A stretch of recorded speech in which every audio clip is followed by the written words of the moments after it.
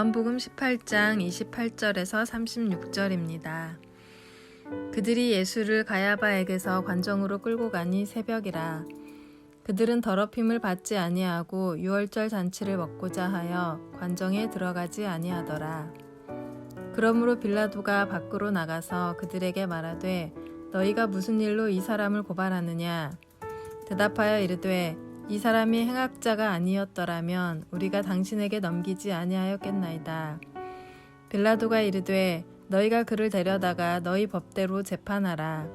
유대인들이 이르되 우리에게는 사람을 죽이는 권한이 없나이다 하니 이는 예수께서 자기가 어떠한 죽음으로 죽을 것을 가리켜 하신 말씀을 응하게 하려 함이로라.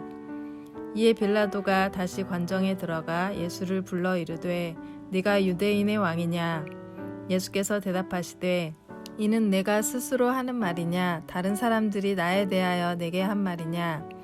빌라도가 대답하되 내가 유대인이냐? 내 나라 사람과 대제사장들이 너를 내게 넘겼으니 내가 무엇을 하였느냐? 예수께서 대답하시되 내 나라는 이 세상에 속한 것이 아니니라. 만일 내 나라가 이 세상에 속한 것이었더라면 내 종들이 싸워 나로 유대인들에게 넘겨지지 않게 하였으리라. 이제 내 나라는 여기에 속한 것이 아니니라.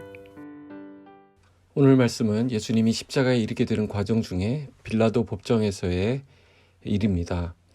유대 지도자들은 예수님을 관정까지 데려왔지만 정작 자기들은 안으로 들어가지 않았다라고 말하고 있습니다. 28절에 보시면 저희는 더럽힘을 받지 아니하고 유월절 잔치를 먹고자 하여 관정에 들어가지 아니하더라.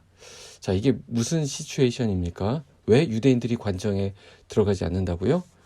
유대인들은 유월절을 깨끗하게 지켜야 하기 때문이라는 것입니다. 자기들의 정결을 위해서 이방인의 집에 들어가지 않겠다라는 것입니다. 뭘 말합니까? 사실은 그들은 이미 더러워져 있었습니다. 그러나 겉으로 보이는 그 깨끗함을 지키겠다라는 것입니다. 외식으로 완전 똘똘 뭉쳐 있음을 보여줍니다. 마음으로는 이미 하나님을 떠나 있으면서도 아주 사소한 문제에 예민해하는 모습입니다. 하나님에 대해 마음이 없음에도 불구하고 작은 계명, 자기들이 생각하기에 중요하다고 생각하는 그 부분에 집착하고 있습니다.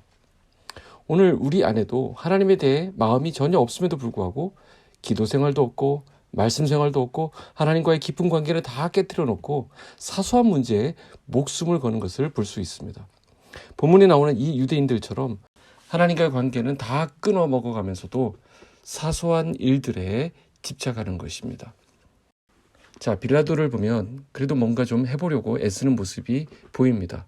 새벽에 들여닥쳐서 소란들을 피우니까 29절에 너희가 무슨 일로 이 사람을 고발하느냐 묻습니다. 그러자 이 사람은 행악자다. 다시 말해서 이 자는 죄가 있는 사람이다 라고 말합니다. 그러니까 31절에 그러면 너희들 법대로 처리하면 되지 않느냐? 그러니까 뭐라고 합니까? 우리에게는 이 사람을 죽일 권한이 없다라고 이야기합니다. 자기들끼리 옥신각신합니다. 근데 정작 예수님은 침묵하고 계셨습니다. 이 재판정에서 세게 발언하는 사람들은 흥분한 이 유대인들과 권력자 빌라도뿐입니다. 그러나 재판의 이 전 과정을 주도하고 계시는 분은 바로 예수님이라는 사실입니다. 32절에 보시면 이는 예수께서 자기가 어떠한 죽음으로 죽을 것을 가리켜 하신 말씀을 응하게 하려 함이로라.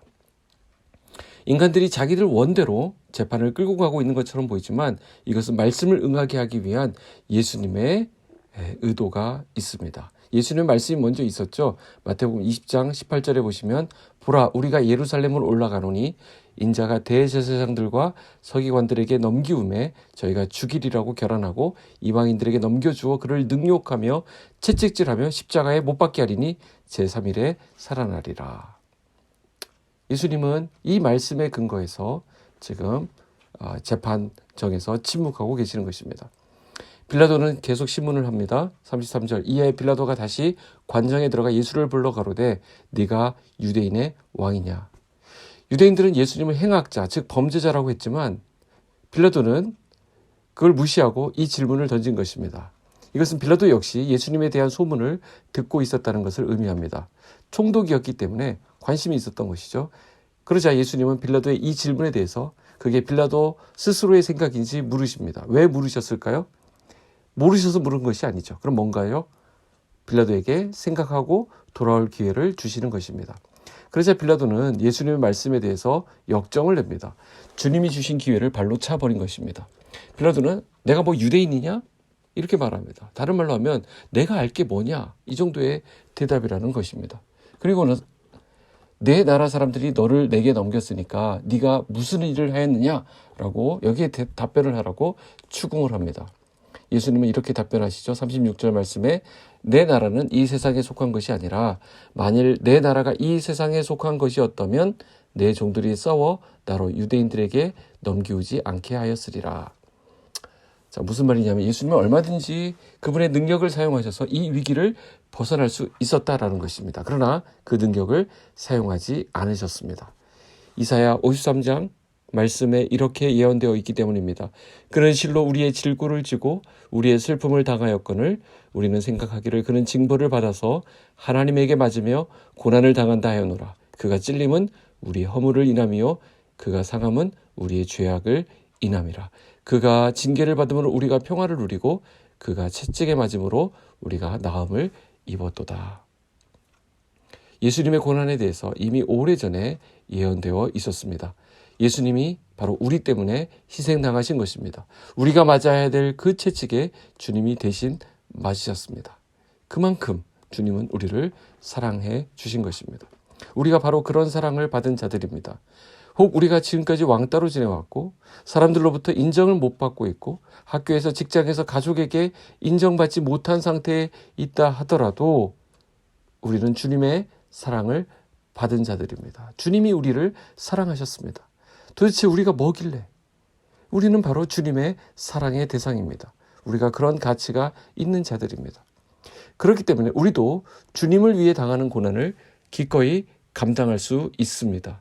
우리가 남을 섬기려 할 때 웬만한 비난이나 어려움도 참아낼 수 있는 이유가 바로 여기에 있습니다.